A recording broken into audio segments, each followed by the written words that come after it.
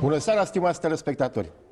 Suntem la canalul N24, la o nouă emisiune din seria Conspirația Tăcerii.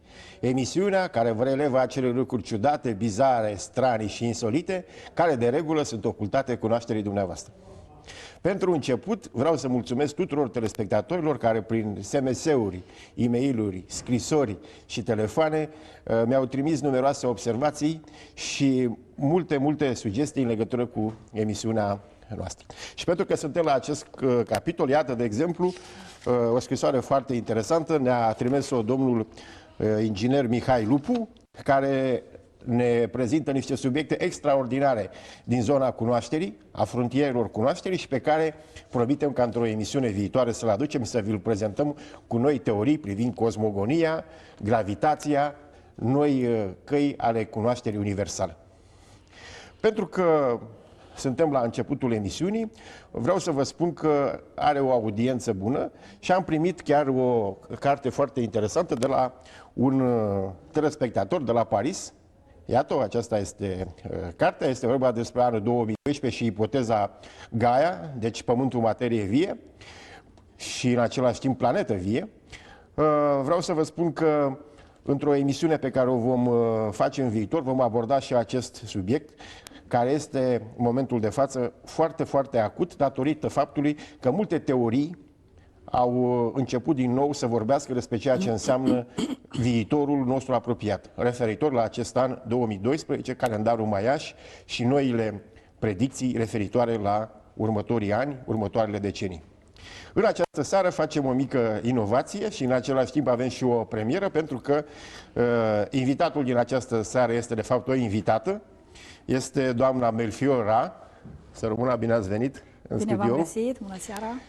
Și după cum vedeți, începem și seria doamnelor care au preocupări în zona non-convenționalului. Vreau să vă spun ca o mică destăinuire că mă cunosc cu doamna de foarte mult timp, încă de pe vremea când colaboram la revista Lumea Misterelor și mai dinainte, când împreună cu regretatul Ion Țugui făceam împreună la Tele7 ABC acea emisiune fantastică care se numea emisiunea Lumea Misterelor. Dânsa este o scriitoare pasionată și am să vă demonstrez că nu exagerez cu nimic acest lucru, o cercetătoare a fenomenelor stranii, a celor care fac legătura cu cunoașterea alternativă, cu ceea ce înseamnă cunoașterea secretă și cunoașterea inițiatică. Vreau să vă spun că tema din această seară are un caracter cu totul deosebit. Ea se intitulează Mesaje celeste și călătorii astrale și veți vedea din parcursul ei ce lucruri de-a dreptul insolite vă va releva invitata mea. Dar pentru că suntem la început, aș vrea să încep cu o întrebare așa mai de uz general, pentru că lumea poate se întreabă. Ia spuneți, cum ați ajuns la această zonă a cunoașterii? De ce nu v-ați ocupat, de exemplu, să scrieți, știu eu, cărți de vânătoare pescuiri sau cărți de bucate? De ce această chemare spre necunoscut, spre insolit? Întotdeauna m-a interesat, am dorit să știu dacă, într-adevăr, am mai trăit cândva.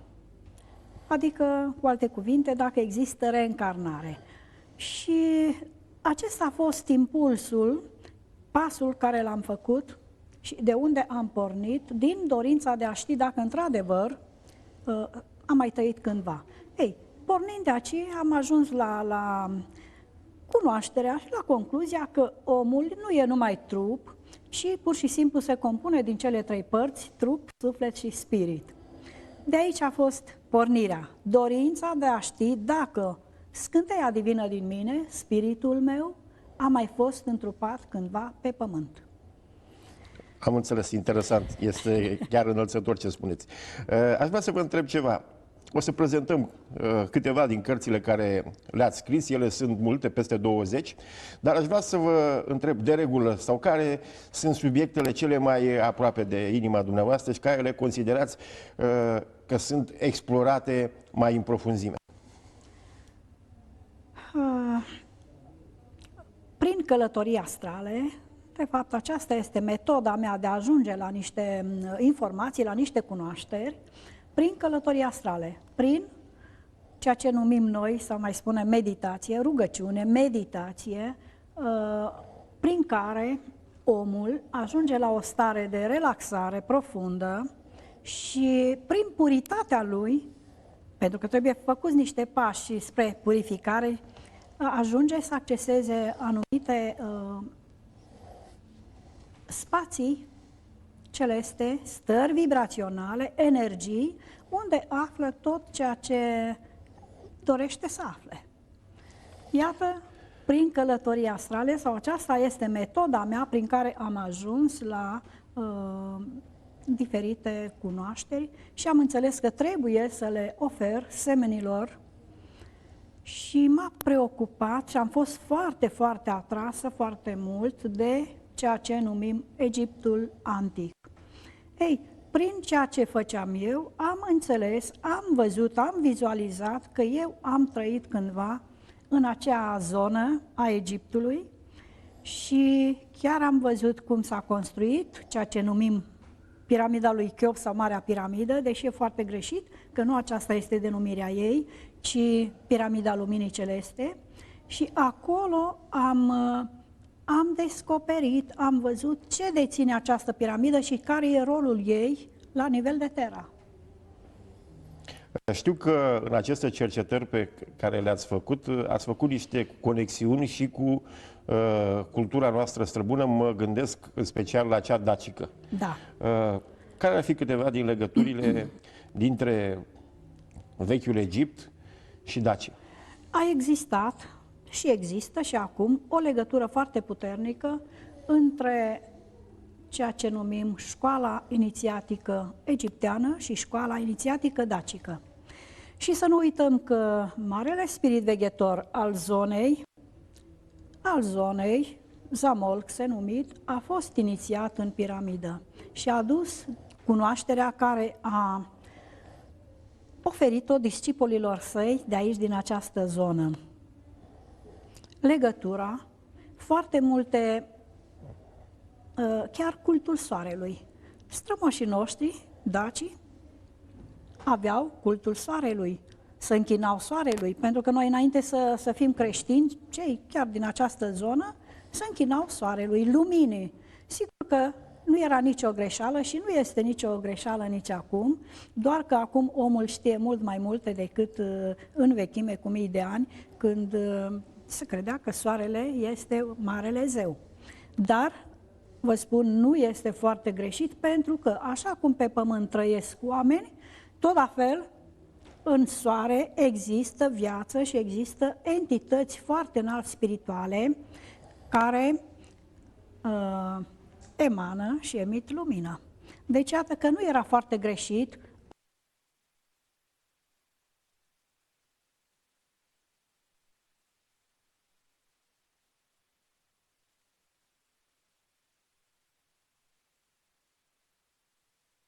luminii soarelui. După cât am văzut eu, am vizualizat, niciodată în această zonă nu s-au făcut ofrande de vieți omenești. Deci, iată, am ajuns la această concluzie prin cele vizualizate în călătoriile astrale și e bine să ținem seama de acestea, că nu, strămoșii noștri nu sacrificau vieți omenești. Dacă ar trebui să facem o mică comparație între cultura egipteană și cea a dacilor, care ar fi, după părerea dumneavoastră, mai veche? Sau să zicem, cine pe cine a influențat? Că aici este o mare discuție. Da. După părerea mea și după cunoașterea mea, prima școală inițiatică terestră a fost școala egipteană. De ce? Pentru că acolo a venit o entitate, o ființă, care a înființat prima școală inițiatică, cea pe care noi o numim Marea Piramidă sau Piramida lui Cheops. Și dovada că în acea piramidă, în Camera Regală, se află acel sarcofag gol, și care a fost întotdeauna gol, doar în el se făceau sacrele inițieri. Iar în sanctuarul dacic, în Sarmisegetuza, noi știm că și acolo exista o sală a sacrelor inițieri, sala solară. Iată o legătură puternică cu școala egipteană și cultura. Ființele care ajungeau acolo primeau inițierile, erau dornice de pace, dornice de armonie, nu doreau dominarea altor ființe vii, altor popoare. Iată de unde ni se și trage nouă dorința aceasta de pace, de armonie, de a nu lupta, de a nu cotropi, ci de a stăpâni în pace ceea ce ai ca popor. Da, este foarte interesant. Eu, care sunt un cititor asidu a cărților invitatei mele, vreau să spun că chiar dacă nu întotdeauna împărtășesc toate punctele de vedere pe care dânsa le prezintă, în cea mai mare parte, multe dintre ele le-am verificat și prin alții cunoscători ai subiectului și pot spune că revelațiile pe care ni le face sunt ale unei căi inițiatice speciale. Rămâne acum dacă timpul va consacra multe dintre acestea. Ce pot să spun este următorul lucru. Pe la sfârșitul anilor 70 și începutul anilor 80, prin teledetecție spațială, vă dați seama cine avea această capacitate pe atunci, ni se inventariau resursele naturale ale țării, pentru că conducerea totalitară din vremea aceea era foarte, foarte secretoasă și dădea foarte puține date despre resursele minerale, resursele de petrol, de gaze naturale ale țării.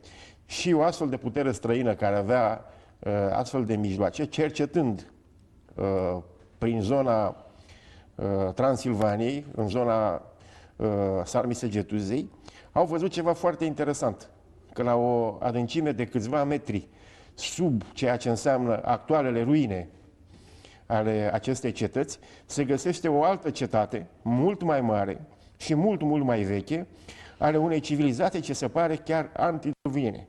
Deci a unei civilizații care a fost pe aceste locuri în urmă cu 10, 12 sau 14.000 de ani. Ceea ce este foarte interesant legat de această cetate este că ceea ce a uimit este complexitatea construcției. Faptul că această cetate avea canalizare efectiv făcută între toate zonele pe care aceasta le avea. Canalizare cu tuburi făcute, care au fost văzute prin satelit și care sunt intacte și acum. La vremea respectivă s-a interzis efectuarea unor săpături arheologice și ajungerea la acest sit deosebit de prețios. Și poate că este mai bine, că după cum este jefuit actualul sit de la Sarmisegetuza, unde nu este locuitor din zona care să nu aibă un detector de aur, poate că e mai bine ca acest sit strămoșesc să rămână ascuns pentru generațiile viitoare, care poate vor ști mai bine să păstreze, să aprecieze aceste comori inestimabile ale strămoșilor noștri. De ce am spus acest lucru? Și l-am amintit pentru faptul că iată, lucrurile care ni se relevă depășesc cunoașterea noastră actuală. Noi avem o cunoaștere până în jur de 6, 8 mii, 10 mii de ani în urmă. Nu mai știm ce a fost înainte. Dar se pare că, conform noilor teorii, care sunt foarte bine argumentate pe unele artefacte care au fost descoperite în ultimii 50 de ani, se pare că civilizația umană s-a dezvoltat în valuri, care la anumite intervale de timp, din cauza unor catastrofe la nivel planetar sau la nivelul sistemului solar, fie au dispărut, fie s-au retras în altă parte. Unele teorii spun că s-au retras în apă, altele într-o zonă subpământeană. Și așa avem legenda cu Shambhala, Agartha, Lemuria, Mu. Cât adevăr există în acestea? Să nu uităm că și vestitele cetăți care au fost descoperite în urma unor legende erau la un început o pură mitologie, nu cădea nimeni în ele. Probabil că viitorul, poate chiar prezentul și poate un prezent mai aproape de noi ca oricând, ne va releva lucruri cu totul și cu totul extraordinare legate de trecutul nostru. Acum, pentru că am făcut această introducere foarte, spun așa, la obiect, aș vrea să spun o întrebare. În Egipt, care a fost lucrul care a impresionat cel mai mult? Din cele vizualizate acolo, în urmă cu 3 ani am fost în Egipt cu un grup de semeni de-ai mei de aici, cu care am făcut înainte niște cursuri, au înțeles și ei, am dorit să știe ceea ce știu eu, pentru a putea simți la fel și a ști ceva, să fim la unison. Ei, am mers în Egipt, am ajuns în piramidă, în camera regală și pe rând am intrat în sarcofag.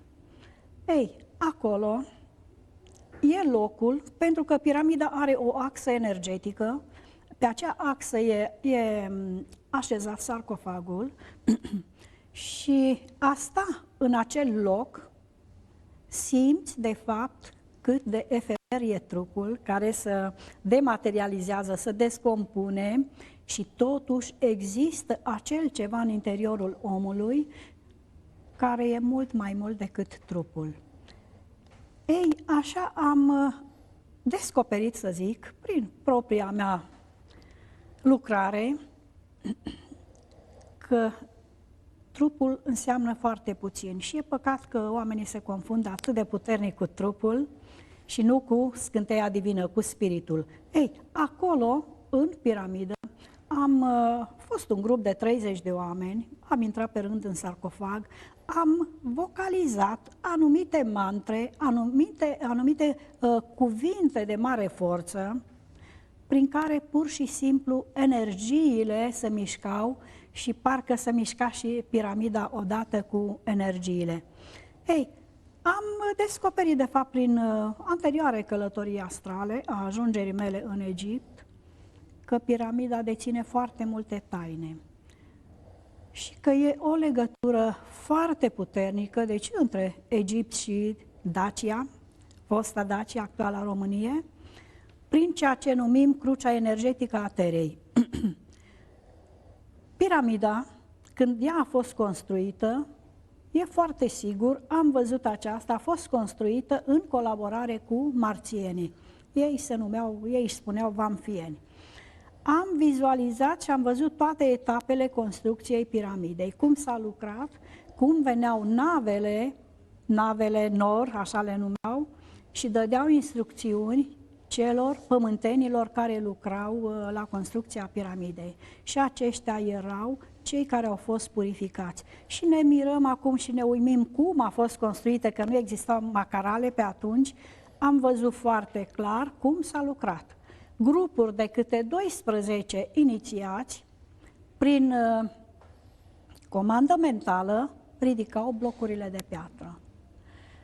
Și iată așa, ei, ce e foarte, foarte interesant și poate că puțină lume știe aceasta, piramida, exact cât o vedem noi la suprafața Pământului, este și în interiorul Pământului.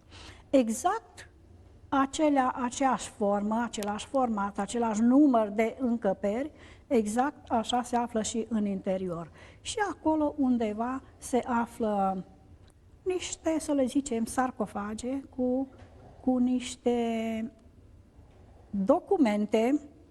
documente în care sunt ceea ce am putea spune acum echivalentul a CD-urilor sau DVD-urilor prin care putem vedea viața de atunci, cum s-a construit piramida, chiar civilizațiile înaintea acesteia, pentru că, după părerea mea, piramida are 26.000 de ani.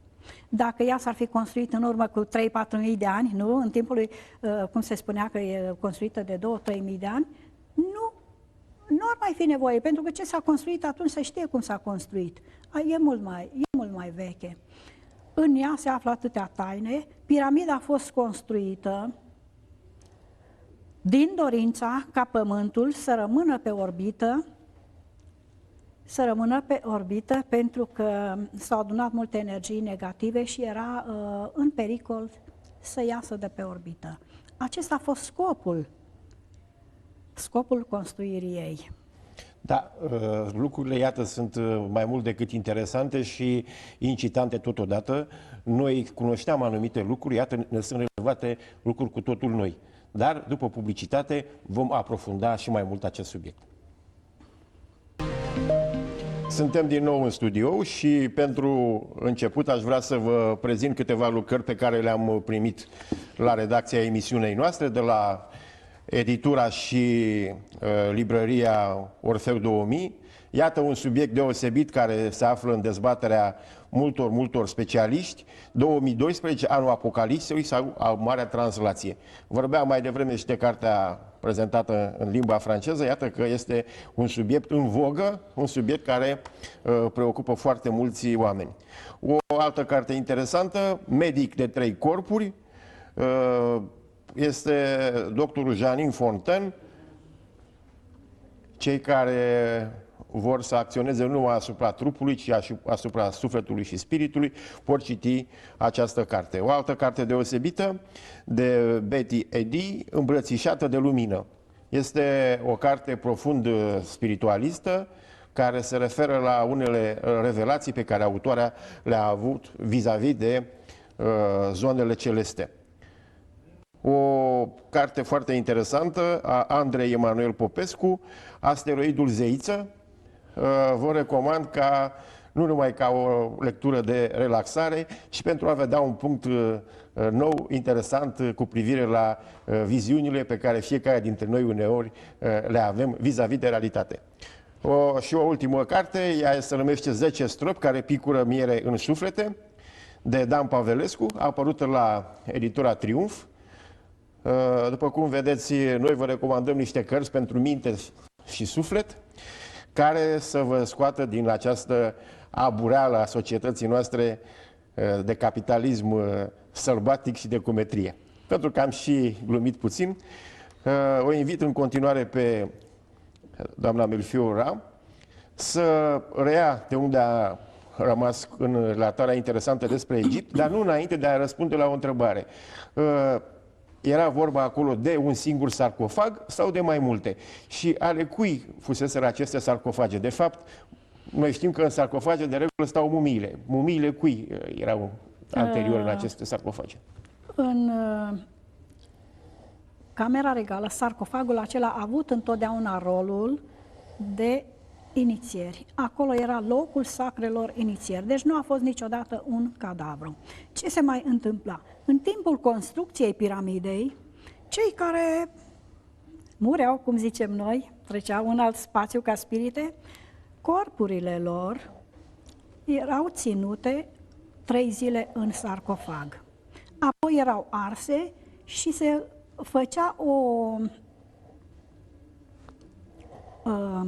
un liant care era folosit la îmbinarea blocurilor de piatră, de granit.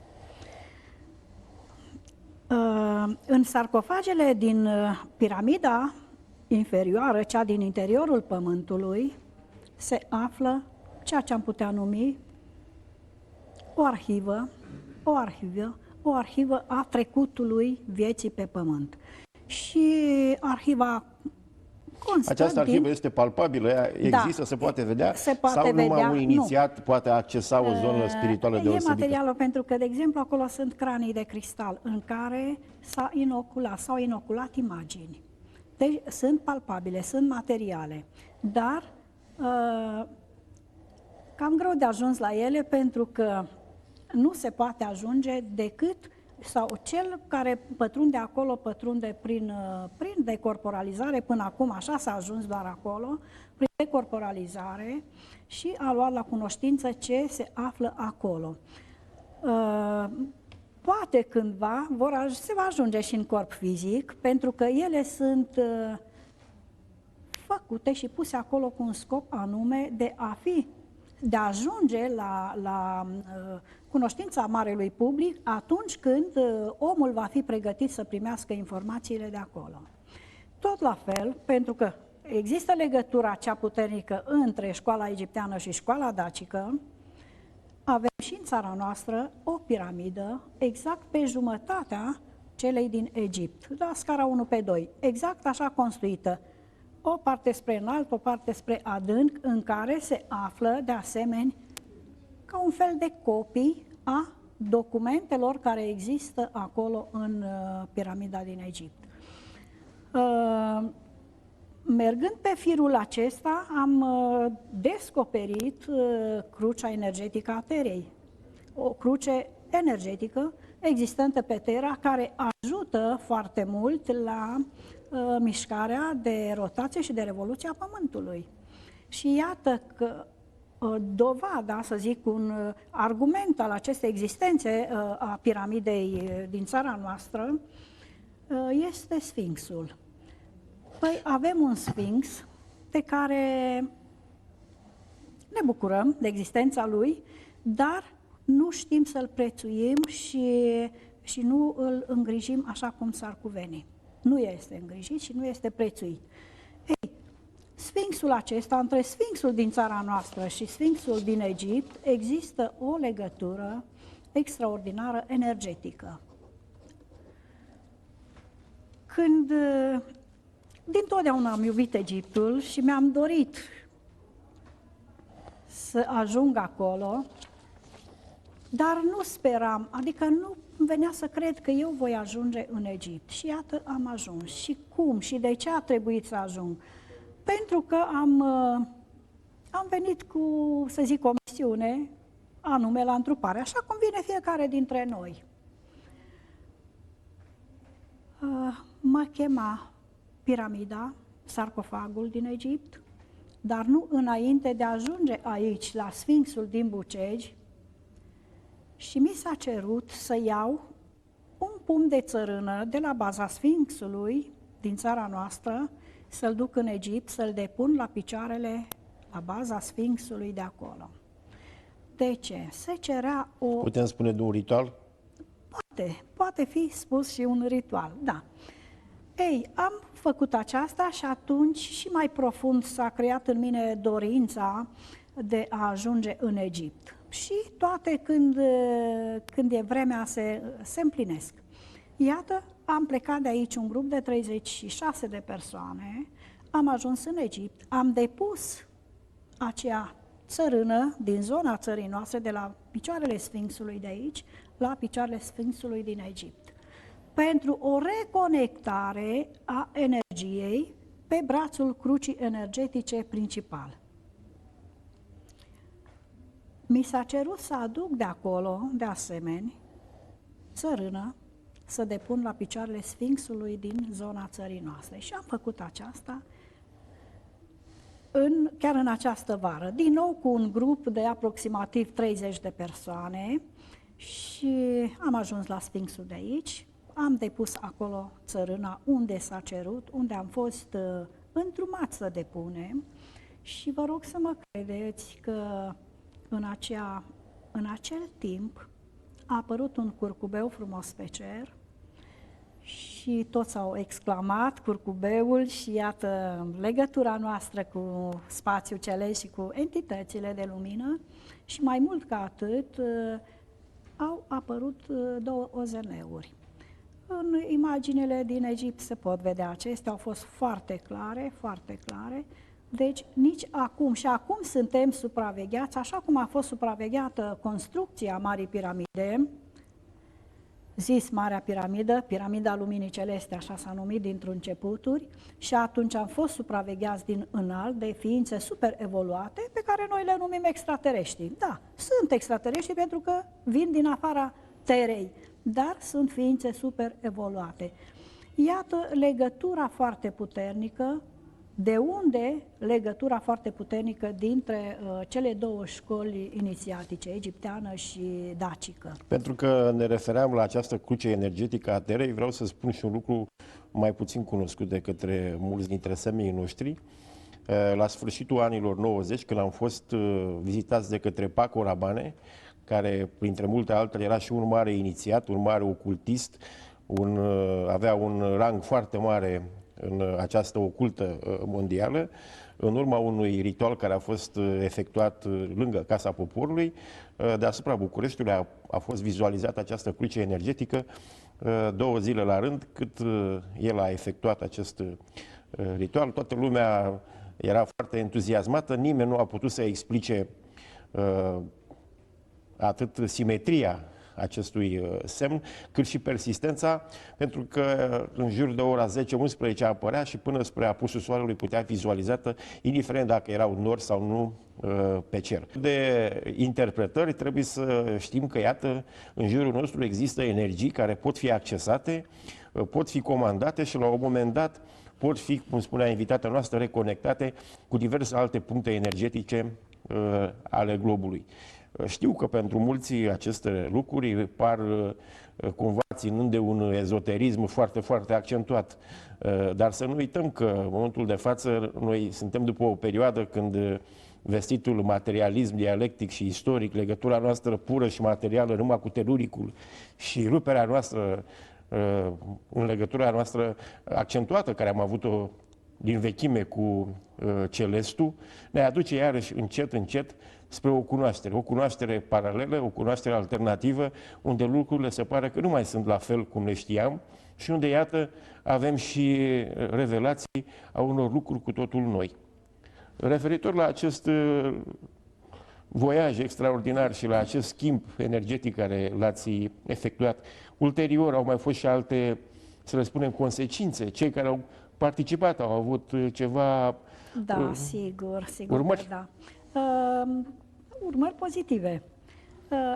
Intrând acolo în sarcofag, stăteam fiecare câteva minute, așa să zic, în jur de 5 minute, am stat 2 ore și jumătate în sarcofag, tot grupul, în camera regală. În sarcofag am 5 minute, după aceea am început să intrăm din nou, pentru că ne-a permis timpul. Așa au decurs toate, cum am avut această permisiune de la divinitate. Pentru că a intra în piramidă, să știe că se intră 2 zile pe săptămână, câte 2 grupuri. Și ghidul spune, te duci, ocolești sarcofagul și ieși, că n-ai ce să faci.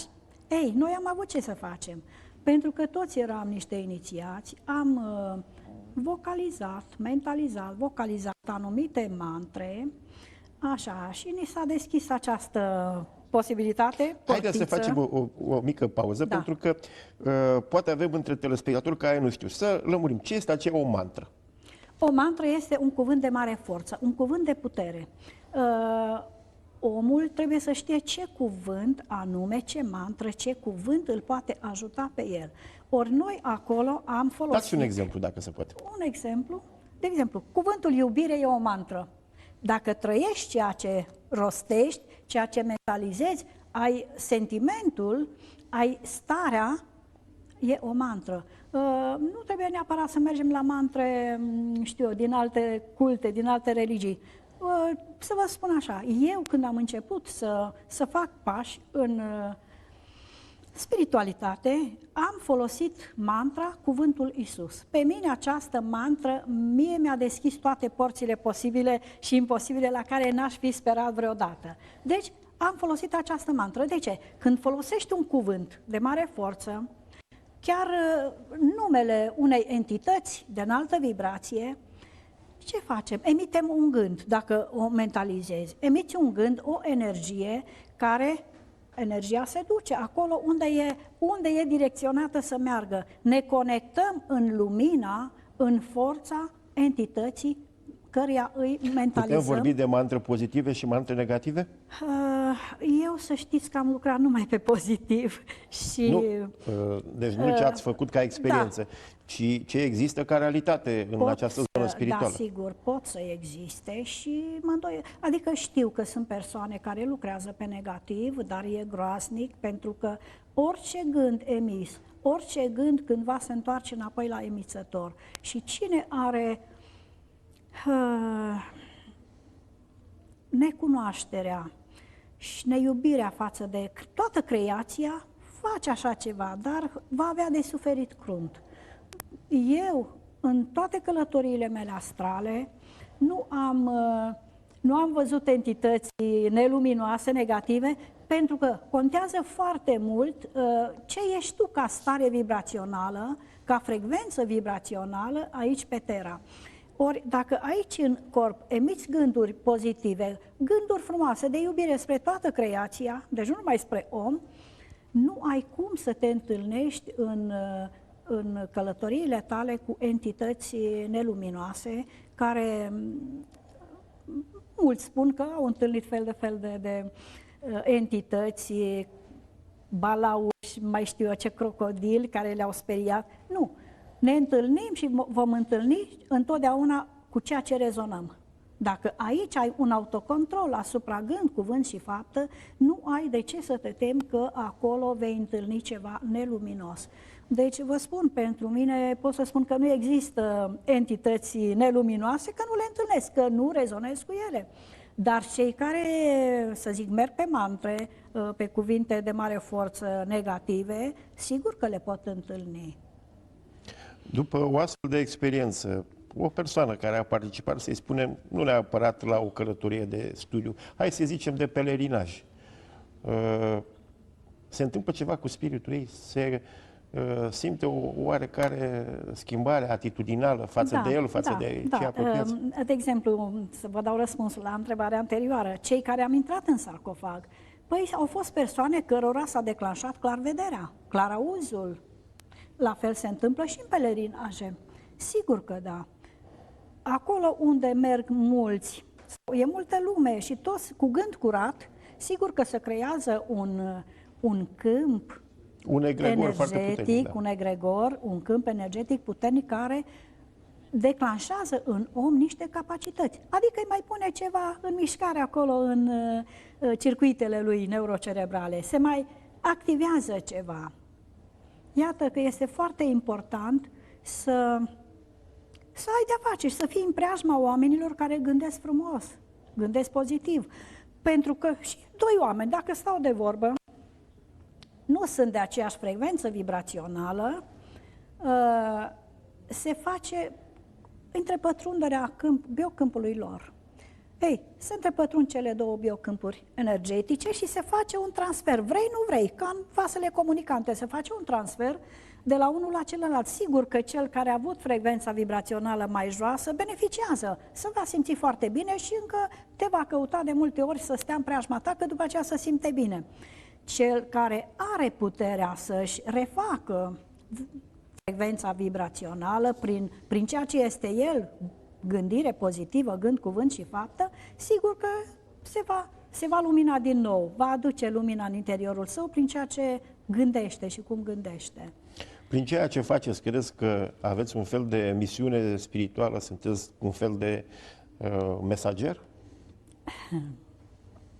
Să zicem, dacă tot ce ați trăit sau tot ce ați vizualizat nu este decât deschiderea unei fante dintr-o altă lume, dintr-un alt univers, dar la care noi ceilalți nu avem acces. Dacă este numai o trăire singulară, individuală, foarte personalizată, legată de dezvoltarea dumneavoastră psihică, spirituală, energetică și chiar și materială.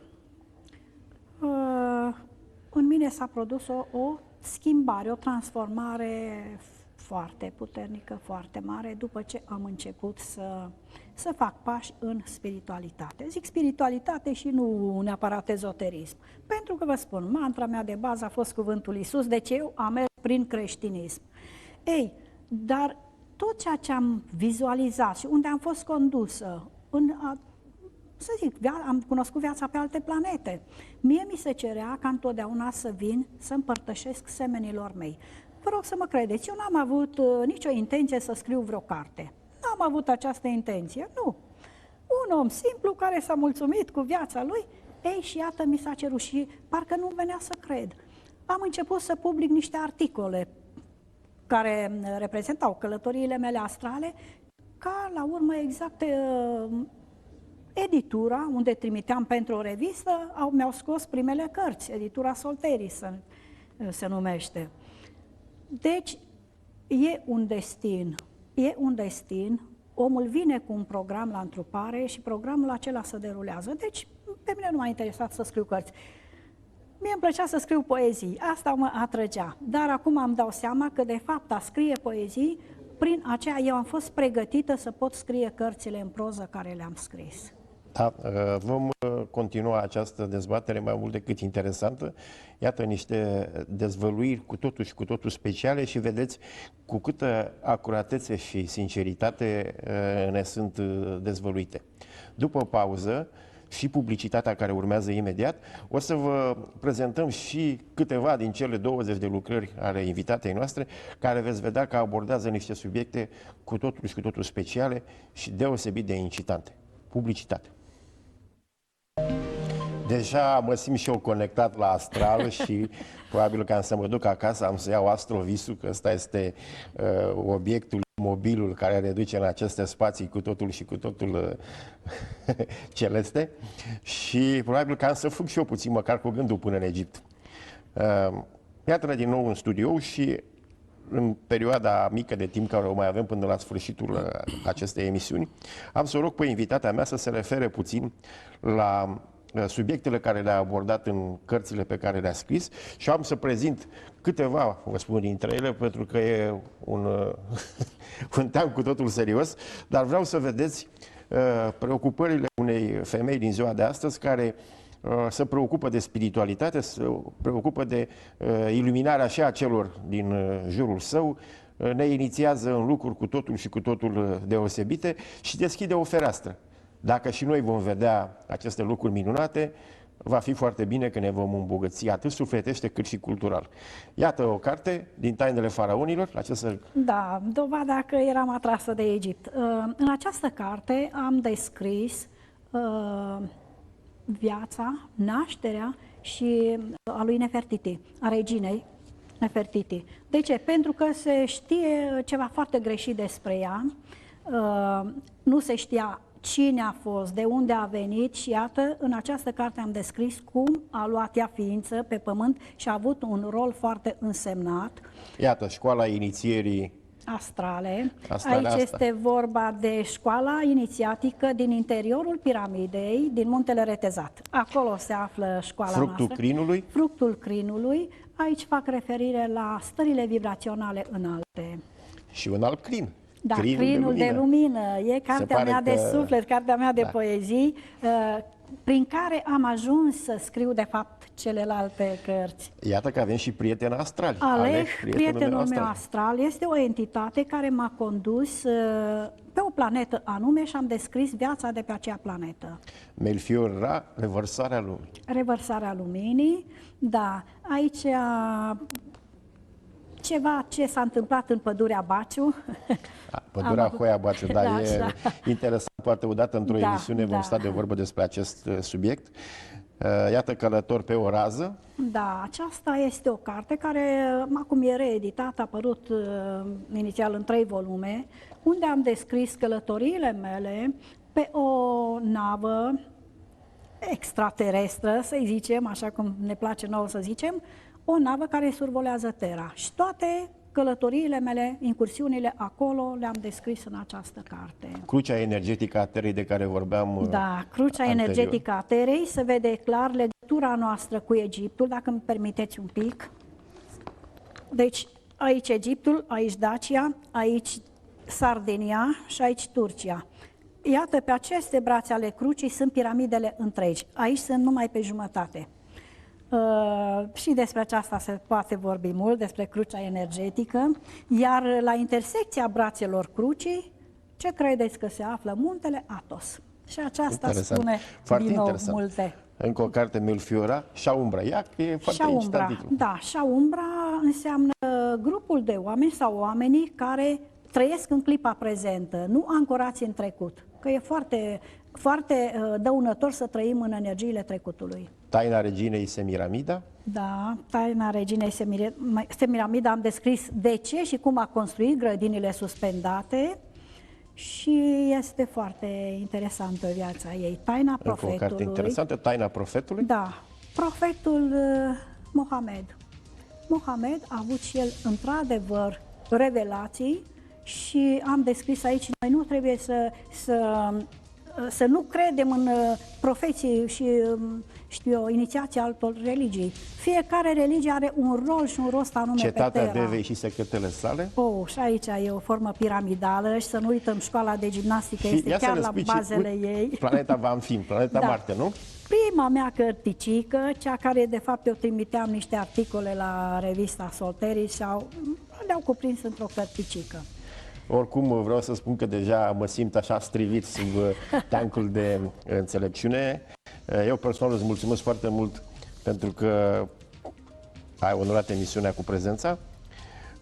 Sper ca într-o emisiune viitoare să detaliem câteva din aceste subiecte. Abia aștept diseară să citesc e-mail-urile și părerile telespectatorilor. Stimați telespectatori, timpul alocat emisiunii noastre a luat sfârșit. Vă așteptăm în fiecare miercuri și joi, la ora 21, pe canalul de televiziune N24, la o nouă emisiune din seria Conspirația Tăcerii. La revedere!